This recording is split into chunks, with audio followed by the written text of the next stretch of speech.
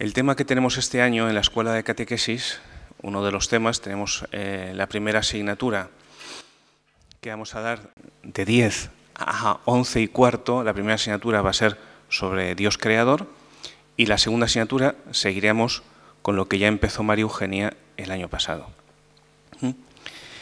Pues vamos a hablar nosotros de Dios creador. En principio vamos a seguir un texto más o menos libremente. Yo voy a seguir en la exposición un texto que está ahí apuntado, que es un texto de Joseph Ratzinger que se titula así, Creación y Pecado. Está editado por EUNSA en Pamplona en 1992. Ahí tenéis todo esto os lo dejaremos puesto en la página web, o sea que lo podréis ver en la página web. Y luego además se me olvidaba deciros que las hermanas del Hogar de la Madre van a grabar estas charlas. Pues también les agradezco a ellas el esfuerzo de haber venido aquí para hacer este servicio.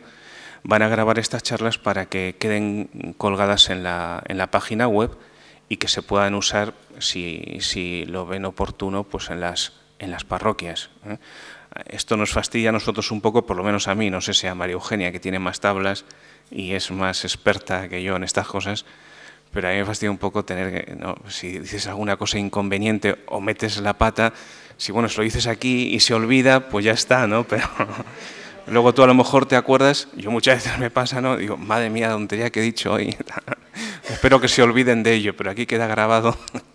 En fin, pues pero bueno, y a pesar de eso, creo que a lo mejor puede ser una ayuda pues en las parroquias para la gente que realmente no puede venir, aunque lo suyo sería que todos los que pudieran viniesen, ¿no? Porque no solamente es la charla, sino es el ambiente, poder rezar juntos al principio, poder celebrar la misa al principio, los que podáis, que es la mejor forma de empezar pues el día, haciendo lo único que en realidad es importante, y así. Pero bueno, para los que no pueden venir, pues esto es una forma de ayuda. Entonces, el texto que vamos a seguir está señalado ahí, no se ve bien, ¿no? Sí. Está colgado en la página web del Obispado en esa dirección. De todas formas, si ponéis Joseph Ratzinger en Google, Joseph Ratzinger, Creación y Pecado, creo que los primeros vínculos que salen son uno de ellos es el del Obispado, porque debe ser, no sé, nos hemos debido hacer famosos con este asunto. Bueno, primero vamos a dedicar hoy un poco para intentar justificar, o sea, para que podáis entender la importancia del tema que vamos a tratar este año en esta primera asignatura de la creación, del Dios creador. ¿Por qué abordar el tema de Dios creador y de su creación? Pues hay cosas muy sencillas. Primero porque es uno de los contenidos básicos de la fe. Los contenidos, cuando uno reza el credo, creo en Dios Padre Todopoderoso, Creador del cielo y de la tierra. El credo recoge los puntos esenciales de la fe, como diría San Cirilo de Jerusalén, es como la semilla que recoge toda la vida de fe del pueblo cristiano, una semilla que luego se despliega en una vida enorme, pero en ese núcleo, en ese germen fundamental, está ya la afirmación de Dios creador de todas las cosas. Y luego pues es uno de los contenidos que aparecen en el Catecismo de la Iglesia Católica como uno de los contenidos básicos de la fe. Desde el principio de la existencia de la Iglesia, los cristianos entendieron que esto era así. Y desde el principio se propusieron transmitir como núcleo fundamental de su catequesis la afirmación de que Dios es creador. Sobre todo en el siglo II, cuando hubo una confrontación enorme entre los cristianos propiamente tales, ¿no? y una herejía que surgía por allí, que seguramente habréis oído hablar de ella, el gnosticismo, pues hubo algunos padres como San Ireneo de León que entendió, los gnósticos hacían una división entre el Dios creador y el Dios de Jesucristo. Digo estas cosas de forma muy sintética porque las cosas son bastante más complejas, pero para que me entendáis, hacían una división entre el Dios creador y el Dios de Jesucristo, una división que los oponía a ambos dioses, entre comillas, según su imagen.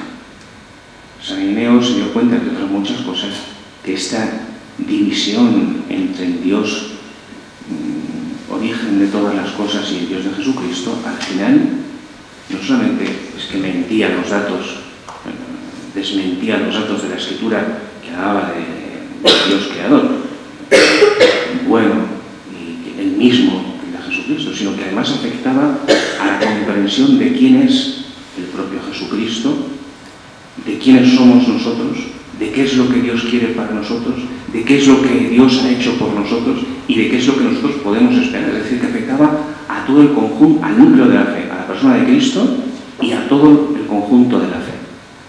Y por eso él, entre otros, pues se encargó muy mucho de subrayar la unidad de la creación y de la redención.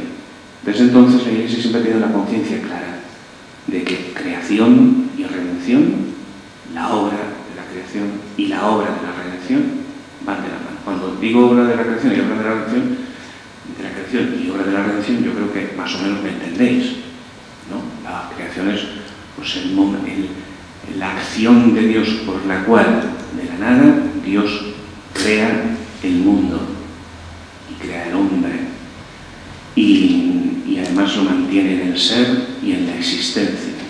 No solamente que lo crea, sino que lo mantiene en el ser y en la existencia. Eso podríamos decir así, en muy pocas palabras, es la obra de la creación. La obra de la redención es la obra por la cual este Dios, creador de todas las cosas, del cielo y de la tierra, con palabras propias de la Escritura. En la Escritura, cuando quiere hablar de todas las cosas, cuando leéis en los Salmos, por ejemplo, Dios creó el cielo, las estrellas, es la forma que tiene la Escritura de decir que Dios lo creó absolutamente todo y que no hay nada que exista, como dirá luego el apóstol San Juan en el Evangelio, que no haya sido creado por él. El apóstol San Juan en el prólogo del Evangelio. Todo ha sido creado por él. Sin él no se hizo nada, sin él no existiría nada de cuanto existe, etc. Entonces,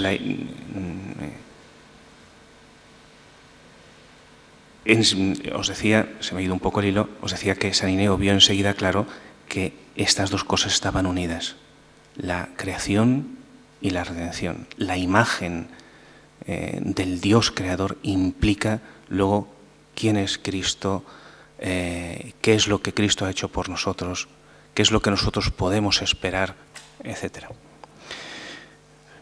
Por eso decía ahí el segundo punto de esta diapositiva que tenéis delante, que los contenidos de la redención y de la persona del Redentor se desdibujan, es decir, pierden su realidad sin la fe en Dios creador. Afecta a la comprensión del ser de Dios. ¿Quién es Dios? Bueno, pues no es lo mismo que sea creador que no lo sea. Y cuando decimos creador, aquí yo os invito a que tengáis la mente un tanto abierta a recomprender lo que significa esto de Dios creador.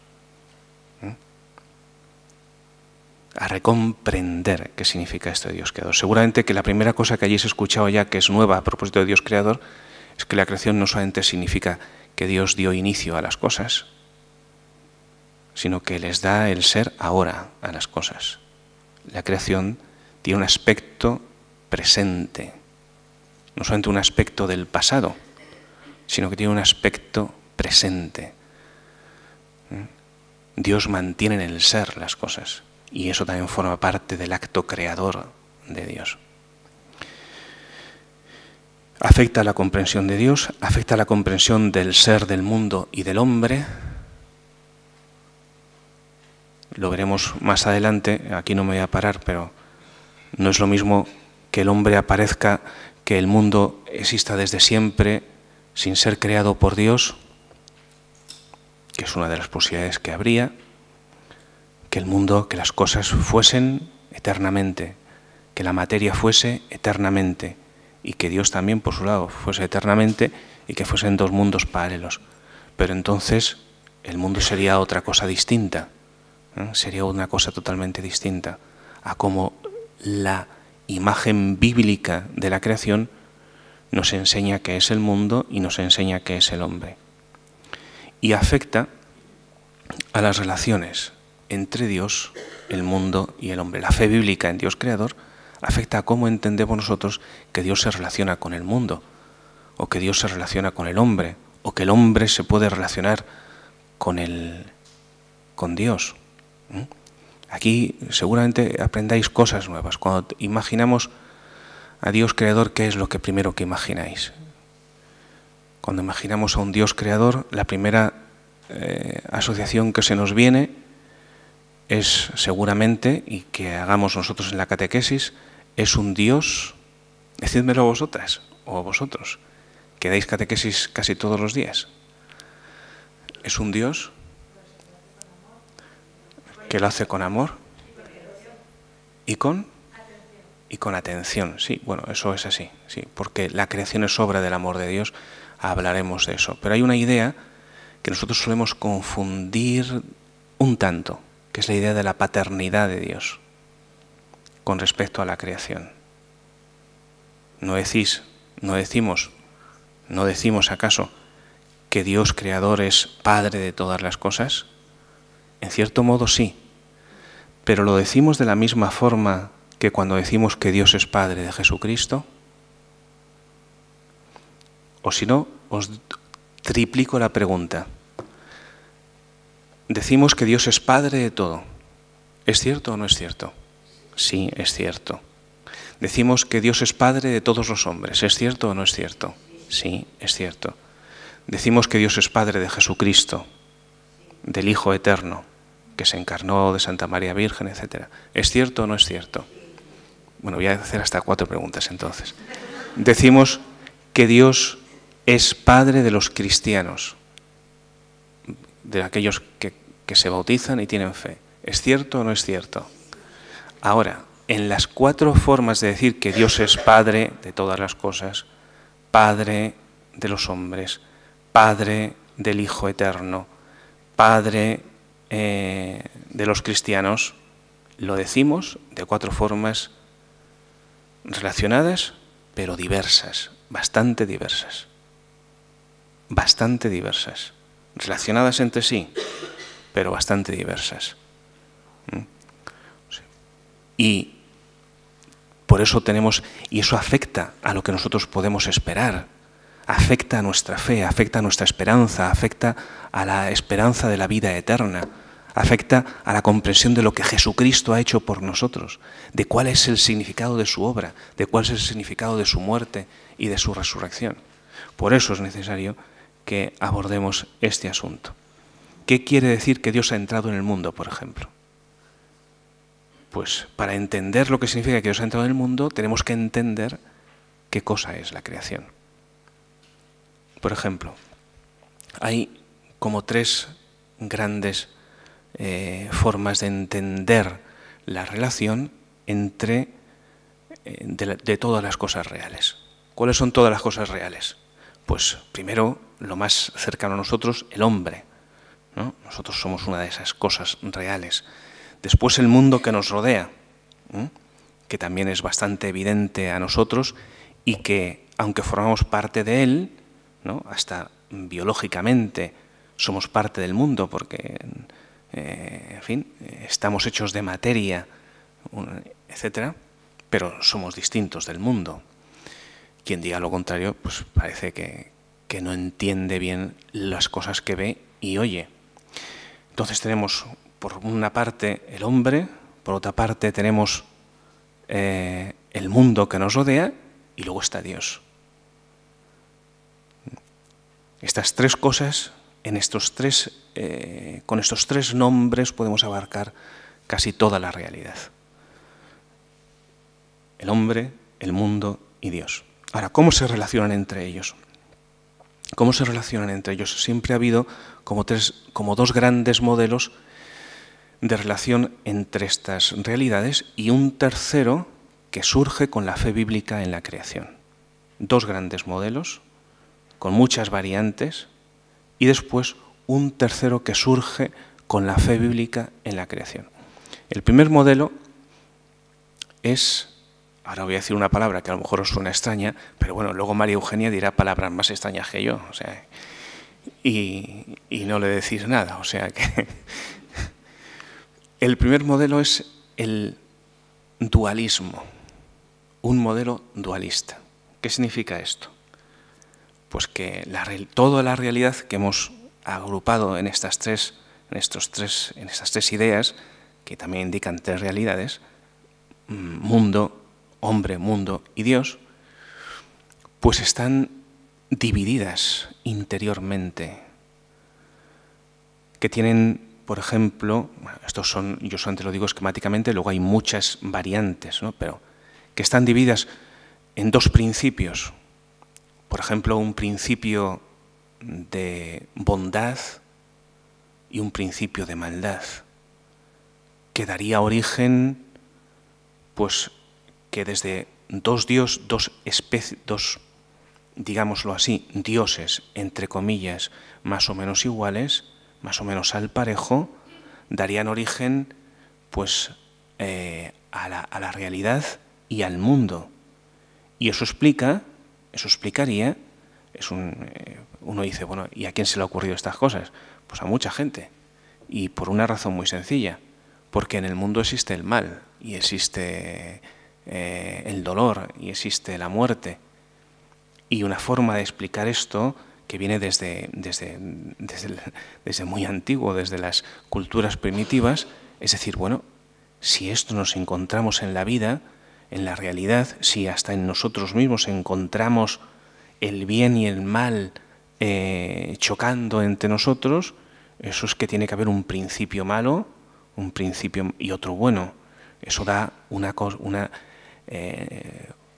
imagen de un mundo en conflicto, un mundo en lucha permanente y un mundo que difícilmente tiene solución, porque es una solución que tiene dos principios más o menos iguales. Esto da una imagen de Dios, un Dios que realmente no es Dios. Porque si Dios tiene un contrario, un Dios bueno, tiene un contrario que es parecido a Él, que es malo, entonces tiene un límite, no es del todo Dios, ¿no? Ya decía San Anselmo que Dios es el ser mayor que el cual no cabe pensar otro, y si pensamos un Dios que tiene como límite el mal, pues siempre podemos pensar un Dios que no tiene ese límite, y ese sería el verdadero Dios. Pero esta imagen dualista da razón, intenta explicar el por qué existe el mal y existe el bien, el sufrimiento, el dolor, la muerte. Otra imagen también dualista, por ejemplo, es la imagen de que el mundo se divide entre el espíritu y la materia. El espíritu que sería bueno y la materia que sería mala o perniciosa.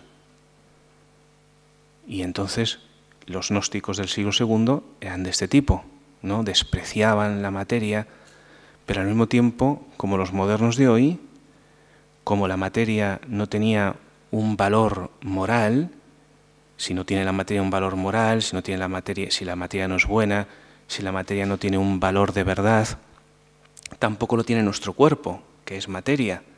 Entonces podemos hacer con él lo que queramos, podemos utilizarlos, podemos gozar de él, podemos darnos al libertinaje, porque en el fondo las cosas de la materia, ¿qué significan? Nada. En nuestra época se da un dualismo de este estilo en nuestro propio presente. Se da un dualismo de este estilo, lo que pasa es que no se explica de esta forma, en el que prima el espíritu del hombre, prima la voluntad. ¿Qué es lo importante para el hombre de hoy? Sus deseos. su voluntad, sus sentimientos. Y si con esos deseos, esa voluntad, esos sentimientos, yo puedo manipular la realidad material, las cosas, el mundo, mi propio cuerpo, mi propia materia, ¿quién me lo impide? Si solamente están estos dos principios que son antagónicos, que son contrarios, bueno, pues esto es el dualismo. El dualismo implica también, además, que el hombre, si existe Dios, Dios no tiene nada que ver con el hombre. Que las cosas creadas, que nuestro cuerpo, nuestra vida, no tiene nada que ver con el hombre. Y el dualismo hace casi imposible entender y aceptar que Dios Todopoderoso se haga hombre. ¿Cómo es posible que algo que no tiene nada que ver con nosotros, de ninguna forma, entre en nuestro mundo y nos hable en la revelación, desde los profetas, más aún que se haga carne en la persona de Jesucristo? Y no solamente eso, porque Cristo no antes ha hecho carne, sino que además ha resucitado esta carne nuestra, esta humanidad nuestra, cuerpo y alma, y la ha introducido en el cielo. Entonces, ¿cómo sería posible en un sistema que separa totalmente a Dios del hombre, primero que Dios se introduzca en el mundo y después que haga que el hombre llegue al mundo de Dios, a la misma vida de Dios? Y al final este es el núcleo de nuestra fe, que Dios se hizo, que el Hijo de Dios se hizo hijo del hombre para que los hijos de los hombres lleguemos a ser hijos de Dios. Este es el sistema dualista. Luego, por otro lado, el otro gran esquema de comprensión de la realidad es el monismo, otro palabra extraño, pero vamos, se entiende fácilmente. Monismo significa pues, que todo es una sola cosa. Una sola cosa. Este es más fácil de explicar. Está el monismo espiritualista, es decir, los panteísmos de todo tipo. Son palabras raras quizás, pero pues que todo en el fondo es puro espíritu, ¿no? Y solamente un espíritu, una especie de espíritu divino, pero no personal, no un ser personal, sino una especie de espíritu divino, pues se despliega en la realidad, llega y se manifiesta en la materia, y todo es Dios, ¿no?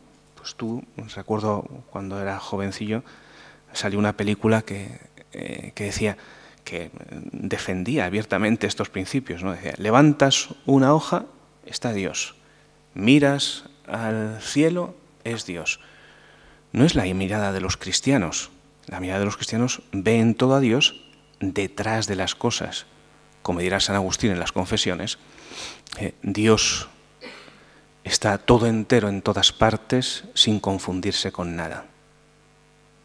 Dios está entero en todas partes sin confundirse con nada, más allá de todas las cosas. Pero en esta imagen panteísta todo es Dios. Esta imagen, por ejemplo, que nos presenta los reportajes de la naturaleza y que nos hablan de la naturaleza como aquella que ha previsto que, yo qué sé, pues que el jaguar haga tal cosa, y nos dice, la naturaleza previó tal, no sé qué. ¿Quién previó? ¿Qué naturaleza previó? Es como una inteligencia no personal que lo organiza todo, que se manifiesta en todo, etc. Es decir, que Dios no existe como persona y Dios lo es todo, pero no es un ser personal. Entonces, ¿es posible la relación? La pregunta, nosotros, por ejemplo, para que os hagáis una idea de lo importante que es estas cosas. Si vosotros llegáis a la vida eterna, ¿qué esperáis allí? ¿En qué consiste la vida eterna?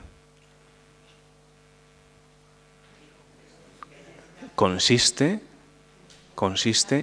en una relación de amor con Dios. Creo en la resurrección de la carne, en la vida eterna. Forma parte de los principios fundamentales de la fe, ¿no? Ahora, si Dios no es una realidad personal, si Dios no es una persona distinta de mí, verdaderamente distinta de mí y del mundo, ¿es posible el amor? No, no es posible. No sería posible el amor. ¿Sería posible otra cosa? No sé, pero el amor, desde luego, no es posible. Luego hay otro tipo de monismo, que es el monismo, este primero que he dicho es el espiritualista. Insisto que estoy haciendo una caricatura de todas estas cosas, porque luego en la realidad, pues se expresa de muchas formas y hay muchos tipos de concretar estas visiones. El monismo materialista es el que dice que todo en este mundo es materia. Dios, por lo tanto, primero, Dios no existe, el alma no existe y todo es materia y energía. Y no existe ninguna cosa más. Es el marxismo materialista, es esto, por ejemplo. No solamente el marxismo, sino otros sistemas materialistas, no existe más que esto. Bueno, pues aquí ya se ha acabado todo, es decir, ya la relación con Dios, desde luego ya nosotros somos Dios. Nosotros somos Dios. Y podemos hacer lo que queramos. Más aún, si solamente existe la materia y no ha habido una inteligencia que dé consistencia a la materia, que dé un orden a la materia y que dé un fin a la materia, es decir, a todo lo que hay, a todo lo que existe, entonces tampoco existe la verdad de las cosas. No existe una verdad sobre el hombre, no existe una verdad sobre la familia. A Dios lo hemos descartado ya por completo, porque es una entelequia, pero no existe la verdad sobre el hombre, no existe la verdad sobre las cosas, no existe la verdad sobre la familia, no existe la verdad sobre la sociedad. Entonces, ¿cómo se organizan las cosas? Pues hay un solo principio para ejercer esto, y que es el poder. El poder dice lo que es verdadero y lo que es falso. El poder del hombre, lo que podemos hacer. ¿Puedo elegir el sexo de mi hijo antes de que nazca? Pues poner un ejemplo. Pues si puedo, y solamente existe, no hay ningún principio, pues puedo hacerlo. Yo ahora no entro en si está bien o está mal. Claro que creo que está mal, pero o sea, quiero haceros entender el principio que lo lleva a esto. Bueno, pues este es el monismo materialista. Al final, el único criterio de verdad y de bien, es la técnica, la voluntad del hombre y la técnica que sea capaz de llevarla a cabo. Claro, esto no es gratis, porque la voluntad del hombre, ¿cuál es? ¿La tuya o la mía? La del que tenga más poder. No sé si habéis escuchado que ya llevo una semana en la que he escuchado algo que no había escuchado hasta ahora. No sé si soy ingenuo o no, pero ya he escuchado a dos políticos decir que los padres no tienen que educar a sus hijos, que los responsables de la educación de sus hijos es el Estado. Bueno, pues el origen está en esto, en esta comprensión de las cosas.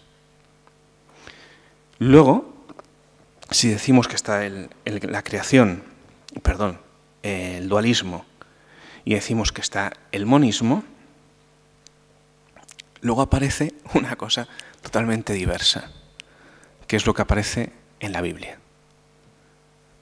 En el principio existía la palabra, y la palabra estaba junto a Dios, y la palabra era Dios. Todo se hizo por ella y sin ella nada se hizo de cuanto existe. Y la palabra se hizo carne y habitó entre nosotros, y puso su morada entre nosotros. Y a quien creyó en esta palabra le dio poder para llegar a ser hijo de Dios. En estos versículos, que he citado así un poco de memoria, seguramente equivocándome en alguna cosa, en estos versículos está expresada no solamente una idea piadosa de la encarnación, sino está expresado toda una relación entre Dios que no es una unidad monolítica, sino una comunión de personas que crea por su palabra, es decir, sintéticamente, con inteligencia, porque la palabra es logos, es inteligencia, y con amor, porque la palabra es el instrumento con el cual el Padre, con el cual las personas se entregan la una a la otra. Un Dios que crea por amor, que pone origen a todas las cosas sin exceptuar ninguna, es decir, no existe nada que no esté bajo el dominio de su creación, que además esta palabra, que es el principio creador de Dios, llega el momento en que entra en la misma creación y se hace parte de la creación y les da a las criaturas, a la cabeza de la criatura, que es el hombre, por la fe, si cree en su nombre, les da poder, dice, literalmente dice el texto griego, les dio poder de llegar a ser hijos de Dios. Aquí está condensado de forma como una semilla lo que luego desarrollará toda la teología de muchos siglos, que es que el hombre alcanzará la vida de Dios, la vida de la comunión trinitaria. ¿Y las relaciones entonces? ¿Quién es Dios? Pues ya Dios no es un ser solitario. Dios es un ser que ya en el hecho mismo de crear manifiesta una voluntad de amor, como bien decía alguna de vosotras, una voluntad de amor al dar algo que no es Él, dar existencia a algo que no es Él. Pero darlo de tal forma que no es algo totalmente separado de Él, sino algo, una realidad, que va a ser capaz de acoger al que es más grande que los cielos y que la tierra. Esa realidad es el corazón del hombre, que se manifiesta esa capacidad del hombre, como llamará Santo Tomás al hombre, homo capax Dei, el hombre es capaz de Dios, se manifestará plenamente en la Virgen María, porque la Virgen María engendró realmente al que no cabía en el universo, ni en el tiempo, ni en el espacio, ni en la imaginación, ni en la mente, ni en la inteligencia, ni en la voluntad de ningún hombre, ni del universo entero. Y aún así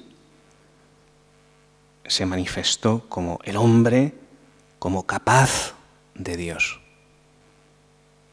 Esto también transforma de repente el valor, o sea, lo que significa el hombre, el valor del hombre.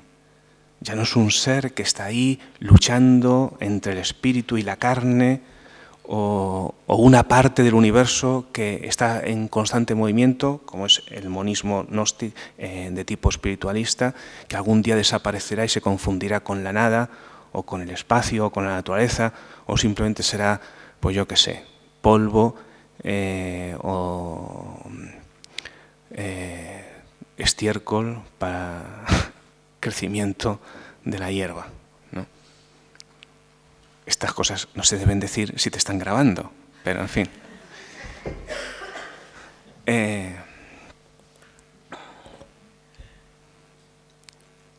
Entonces se transforma constantemente, se transforma totalmente la imagen del hombre, porque de repente el hombre aparece primero en la voluntad amorosa de Dios, como centro de la voluntad amorosa de Dios, y segundo, con una dignidad enorme, no solamente por su origen, sino porque va a ser capaz de albergar al mismo Dios en sí mismo. Insisto, Santa María engendró al Salvador y nosotros acabamos de comulgar al Señor del cielo y de la tierra. Gracias al sí de María, entre otras cosas. Y podremos y estamos destinados a la vida misma de Dios, no a la disolución que lleva a la lucha de los dualismos, no a la disolución a la que lleva el monismo dualista, no a la nada que anuncia el materialismo, sino a la vida de Dios. Bueno, todo esto está detrás de la idea de la creación. Aunque esta idea de la creación, como habéis entendido ya por mis palabras, ¿de dónde se deduce todo esto de la idea de la creación? ¿Se deduce todo del Génesis? No, todavía no he nombrado el Génesis. El centro fundamental de la teología, o sea, estoy hablando de la teología bíblica, de la idea, no, teología bíblica no, perdón, de la idea bíblica de la creación, pero los contenidos fundamentales de la idea bíblica de la creación no están en el Génesis. En los dos relatos de la creación que encontramos en Génesis 1 y Génesis 2, en el capítulo 1 y en el capítulo 2 del Génesis, dos relatos de la creación, sino que está en el Evangelio. Está en el Evangelio. Está en este pasaje que os he citado del Evangelio de San Juan, en el prólogo del Evangelio de San Juan, en Juan 1. Está en las cartas de San Pablo, cuando dice que Dios lo creó todo para Él, para Cristo, y que le puso a la cabeza de todo, etc. Y está en el Apocalipsis, cuando interpreta la obra de la redención, la obra de Cristo en la cruz, como una nueva creación, como una recreación, y entiende también que la escatología, es decir, el final de los tiempos, es también un renacer de la creación que ha comenzado con la muerte y con la resurrección de Cristo, cuando dice que la Jerusalén desciende del cielo resplandeciente. En el Apocalipsis, una de las cosas curiosas del Apocalipsis es que el cielo se describe como una realidad humana.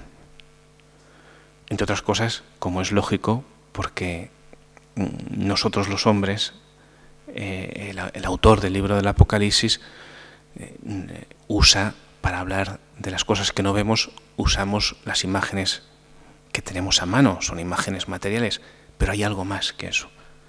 Está la convicción de que, algo que os decía en la homilía de la misa, bueno, no exactamente, pero está la convicción en la teología de la creación católica de que nada de lo que Dios ha creado se perderá.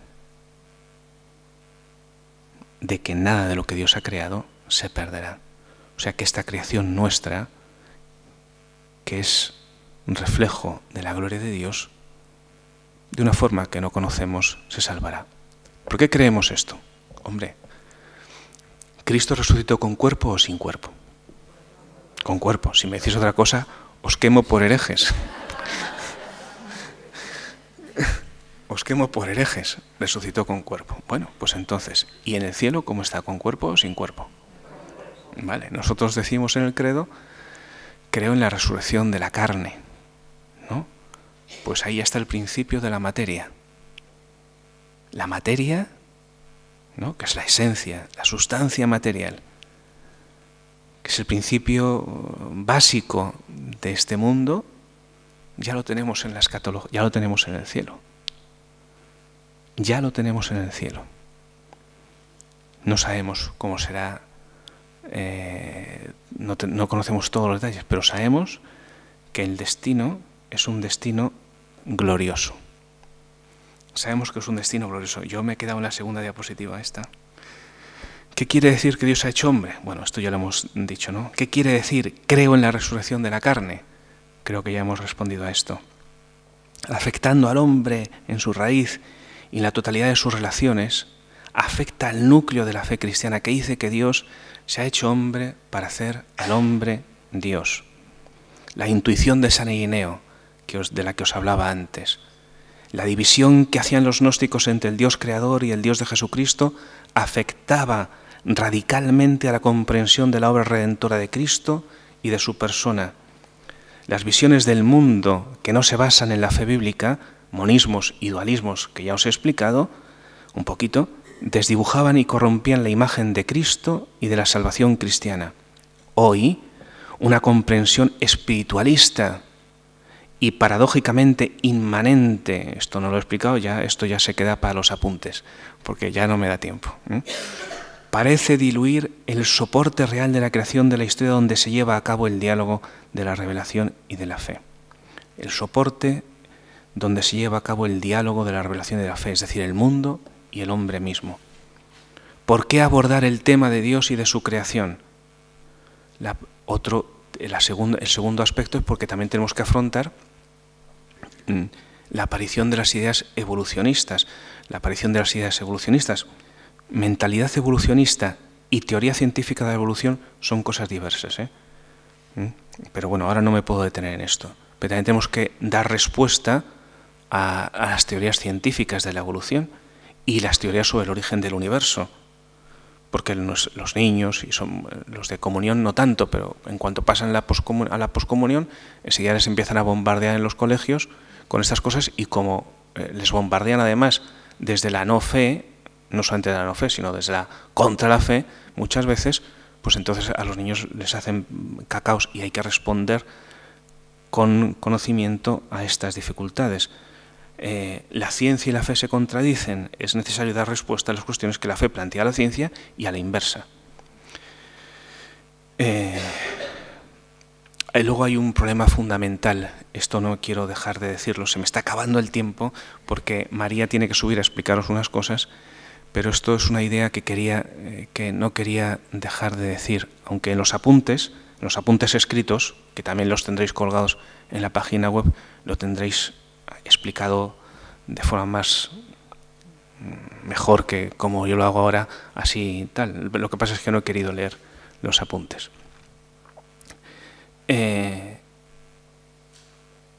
Una idea de Ratzinger es que el hombre en la modernidad se ha independizado de la naturaleza. El hombre vivía en la antigüedad hasta, no sé hasta qué fecha, ¿no? Podríamos decir hasta la revolución industrial, no lo sé. Pero lo cierto es que hay un momento de la vida del hombre, hasta un momento de la vida del hombre, de la historia, el hombre vivía dependiente de la naturaleza, más que dependiente, interdependiente de la naturaleza. Sin embargo, hay un momento determinado en que el hombre empieza a independizarse de ella, y aunque uno sea un amante de la naturaleza y todos los domingos se vaya al monte, o todos los fines de semana se vaya al monte a, yo qué sé, pues a pasear o a disfrutar de la belleza natural o de lo que sea, ya no existe esa dependencia, porque en nuestra vida cotidiana ya no hay una dependencia. Seguimos dependiendo de la naturaleza, por supuesto, y si se contamina el aire, pues la llevamos mal. Pero en el día a día, nosotros no vivimos dependientes como los antiguos de la naturaleza. Normalmente nos relacionamos directamente, cotidianamente y directamente con la obra de nuestras propias manos. Con la obra de nuestras propias manos. Nuestra diversión, por ejemplo, habitualmente consiste en algo que hacemos nosotros, que nosotros nos hemos fabricado. El cine o YouTube o yo qué sé, o nuestra propia música. No estoy condenando en nada de estas cosas, ni el Papa, ni Benedicto XVI, Ratzinger en su momento, que es cuando lo dijo en los años 70, creo recordar, en los 80, negaba, o sea, quería condenar nada de esto, simplemente hacer notar una cosa. Decía él, en el mundo de la técnica, que es una creación del hombre mismo, no es el creador lo que se encuentra de inmediato, sino que se encuentra a sí mismo. Porque la interdependencia del hombre con la naturaleza le hacía siempre estar mirando a una cosa que es más grande que él, ¿no? Yo cuando estoy deprimido, cuando estoy demasiado agobiado, lo que suelo hacer es salir y mirar el cielo. No porque sea un místico y vea a Dios enseguida, no, ojalá fuese así, sino sencillamente porque digo, es que hay algo más grande que yo, ¿no? Y más grande que mis preocupaciones, y más grande que mis miserias. Hay algo más grande, y es que es tan evidente, ¿no? Es tan evidente, pues cuando el hombre estaba totalmente interdependiente con la naturaleza, pues era fácil que a partir de ella pudiese percibir que existía algo más grande que él, y a través de eso le facilitaba el acceso natural a Dios, natural a Dios. Sin embargo, ahora, dice, no es el Creador lo que el hombre se encuentra de forma inmediata, sino que se encuentra a sí mismo en todas las cosas y cada vez más. Ya de esta, por tanto, de esta naturaleza, ya no se está en los criterios de reflexión sobre la creación o el creador cuyo lenguaje resulta ahora desconocido, ni tampoco se está en ahora, bueno, no voy a entrar aquí, ni tampoco se está en de esta naturaleza ahora, pues los criterios morales sobre cómo tengo que vivir o cómo tengo que actuar, sino que las cosas ahora ya no tienen un significado moral. La naturaleza del hombre, la naturaleza de las cosas, no nos da un mensaje moral, sino que el único mensaje moral lo ponemos nosotros. Como les decía antes, conforme a nuestra voluntad. Y esto tiene muchas consecuencias, pero tiene una consecuencia fundamental para la transmisión de la fe. Y es que esta ruptura del hombre con la experiencia natural de Dios hace que cuando nosotros queremos hablar de Dios, este Dios para muchos hombres es totalmente desconocido.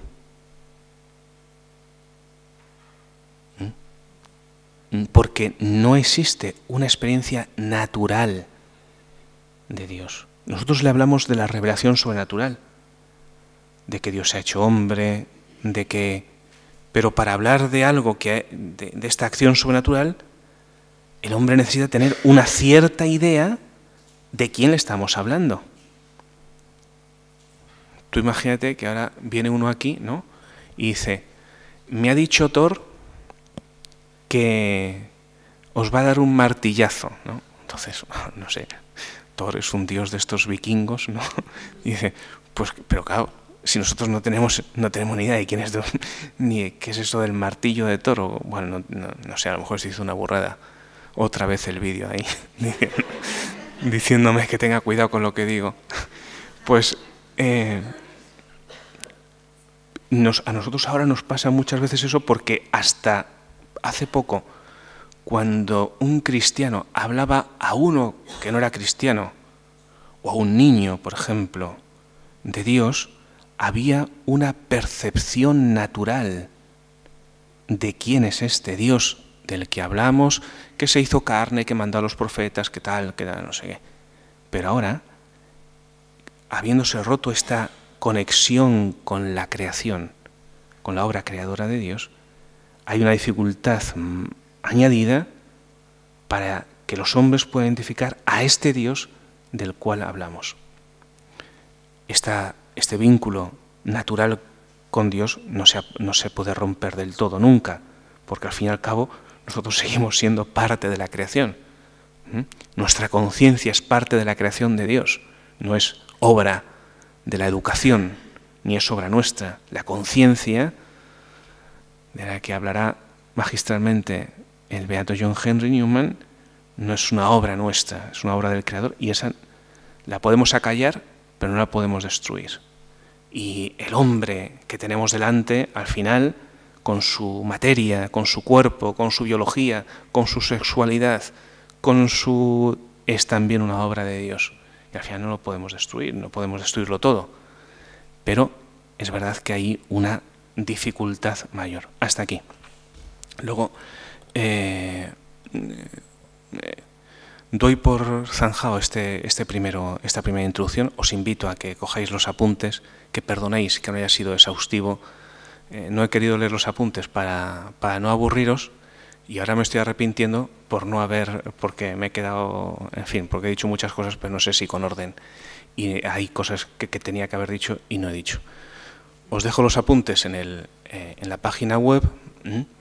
A ver si conseguimos que la página web funcione, porque en el obispado quieren unificar la web, en fin, no sé qué, y todavía estamos ahí dándole vueltas. Y y ya está. Ahora sube María, por favor, perdonadme esto y diles, háblales tú. Bueno, yo tengo que comentaros algunas cosas a nivel práctico, como unas ideas, unos proyectos que vamos a ir haciendo en la delegación, que esperemos que sean de ayuda para todos, porque la delegación de catequesis es un instrumento del obispo un poco para ayudarnos a todos los catequistas. Entonces, desde hace unos cuantos años se ha puesto mucho interés, como un deseo expreso del obispo, pues de preocuparnos de la formación, ¿no? De formarnos bien a todos los catequistas.